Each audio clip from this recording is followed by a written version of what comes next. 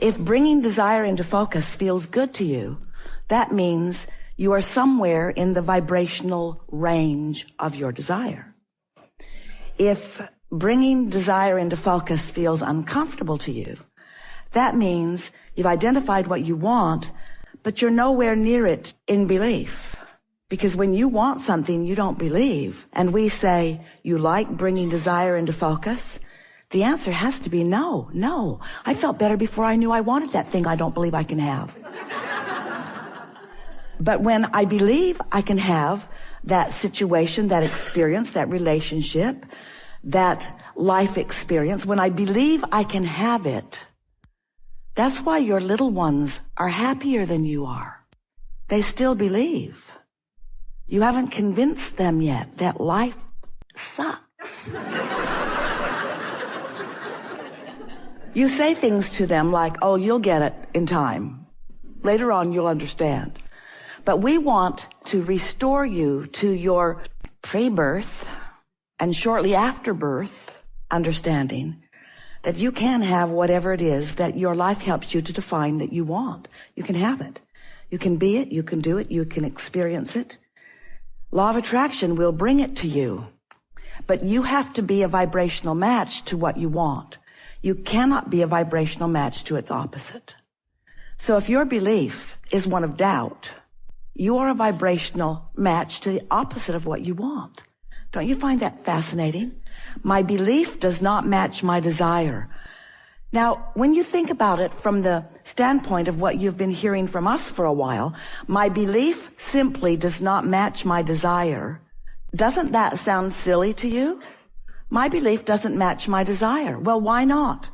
Well, because I'm really smart and I've been observing what is, and I've been observing what I've been living, and what I've been living doesn't match what I want to live, and therefore my belief, which is based upon what I've been living, doesn't match my desire. And we say, well, if that's the case, then it is going to be pretty slow going for you to get from where you are, if it is a place you don't want to be, to where you want to be, if the majority of your attention is being given to what is. Is it?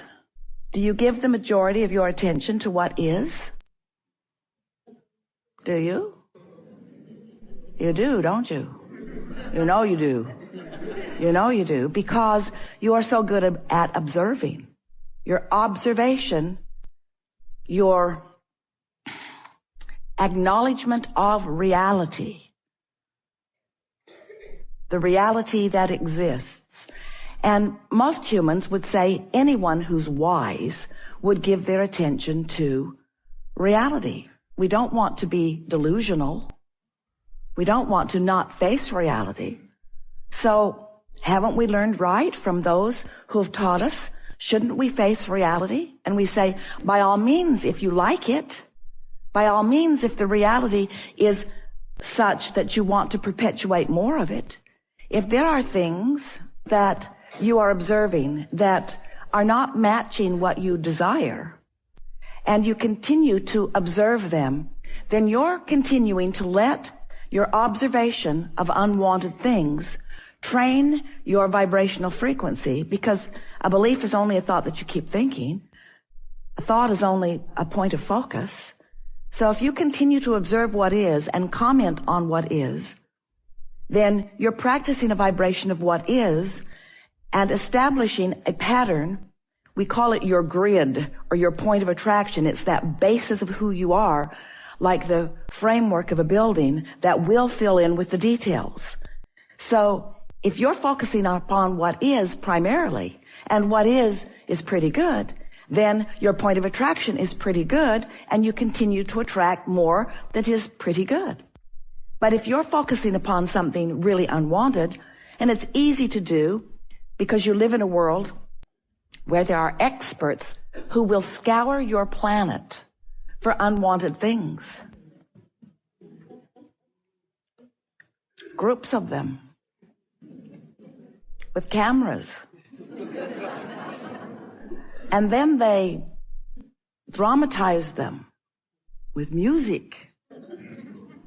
And they bring them to you as facts factual evidence of what is. And you say, I need to be an informed citizen. I need to know what's happening in my world. Therefore, I will study with excruciating discipline the facts of this world. And we say, as you weigh the pros and cons, you practice a vibration of wanted and unwanted. As you examine the pluses and the minuses, you practice a vibration of wanted and unwanted. In your attempt to be fair-minded and objective, you introduce all kinds of clutter to your vibrational frequencies that you don't need to introduce. And in your objectivity, you have a cluttered vibration. Most everybody around you has the same. And so most of you live lives of not much excellence, but rather of mediocrity, because you're practicing your vibration. You say, I want it, but. So your desire is canceled by your doubt about it. And then you measure yourselves against others who are doing the same. So we have to say to you, friends, your standards are low. Your vibrational standards are quite low. We want you to insist on a greater standard of vibrational excellence for yourself, which will not only clarify your vibrational patterns, and it will not only bring to you more wanted in a quicker fashion, but while it's on the way, you'll feel so much better, because how you feel is always simply an indicator of your mixture of pros and cons. That's all it is. Pluses and minuses, wanted and unwanted, beliefs and doubts, desires and don't believes, or desires and beliefs. So we want to convince you little by little. It's a gradual process, and one you will practice following. We want to convince you that you are the creator of your own reality, and that you do it because you give attention to things, and by giving attention to things, you emanate a signal.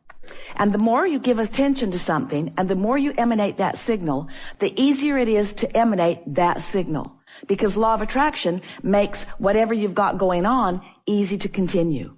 It's more difficult to change a signal. It's more difficult to stop a belief. Or the accurate way to say that is to begin a more productive, more beneficial belief. You live in a world that is based upon attraction.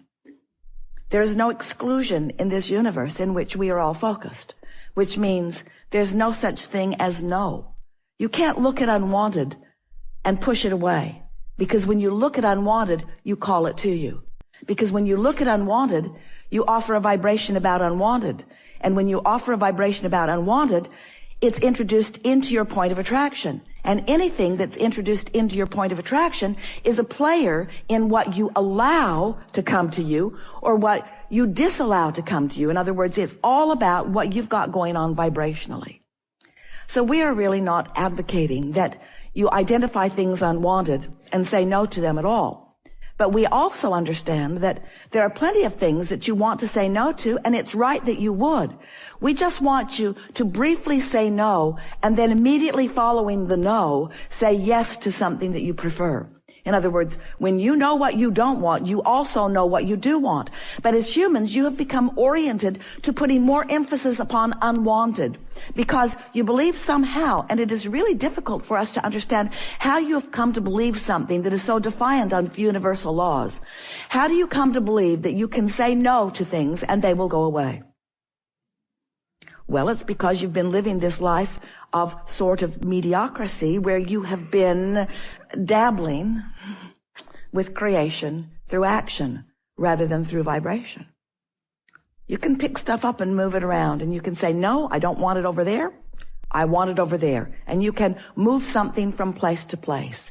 And so you've convinced yourself, since your action is so easy for you to observe around you, you've convinced yourself that the world operates by you just defining what you want and then using your physical willpower or strength to make it so. But we want to connect with you on a deeper level of understanding.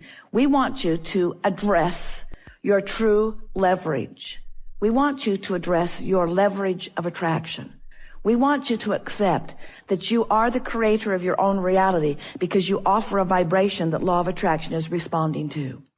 And we do not believe that our message to you will be difficult for you to accept fully because we know that law of attraction will help us because there is no evidence to the contrary anywhere in your universe. When you focus upon what you want and you do it with enough consistency that you begin to feel good, that you begin to feel light and easy about it, that you begin to feel expectant about it, hopeful and then expectant, hopeful and then believing, hopeful and then knowing. We know that when you know when you know something, you are in the vibrational place to allow the reality of it to be evidenced in your experience. We know that when you know something, when you've practiced a belief long enough that you know it, you're going to realize it. And the reason that we are putting the emphasis on realize it is because it's going to be your interpretation. Have you had experiences where you just know something and almost as soon as you know it, it happens? Esther was watching a little piece of television this morning. She turned it on because she always likes to gloat about the weather where she is. So she likes to see the weather patterns, and then she likes to look at the weather where she is. And then she likes to acknowledge one more time, I'm in the very best possible weather place. So she was watching a little piece of something that was showing the weather. And then a piece came on of a man who is throwing a basketball at a Lakers game from center court. And he threw it right in and won his big prize of several $1,000s.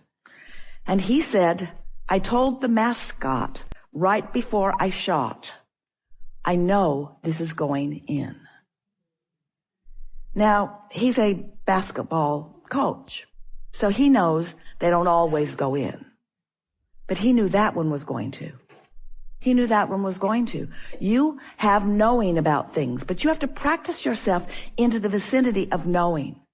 So we want to convince you that what comes to you isn't the basis that you then sift and sort and evaluate in order to gain your knowledge. In other words, we want to show you how you don't search the world or even your life experience for the facts that surround you, and then, based upon those facts, achieve your knowing.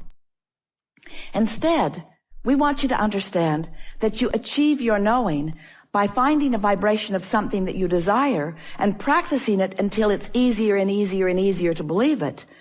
And once you practice something long enough that it's easy to believe, you will know it. And then the facts will back up your knowing. So we'll just leave it there for now. The facts always do back up your knowing. It's just that sometimes you know stuff you don't want to know. You know stuff you don't want to know. And you know why you know stuff you don't want to know? You've practiced thinking those thoughts of those things you don't want to know. Now, we know that you want to say to us, but it's all around. Esther has said that to us on many occasions through the years. But Abraham, it's true. It's true, and therefore I believe it deserves my attention. And we say, we would add something to that if we were standing in your physical shoes. If it's true and you like it, give it your undivided attention.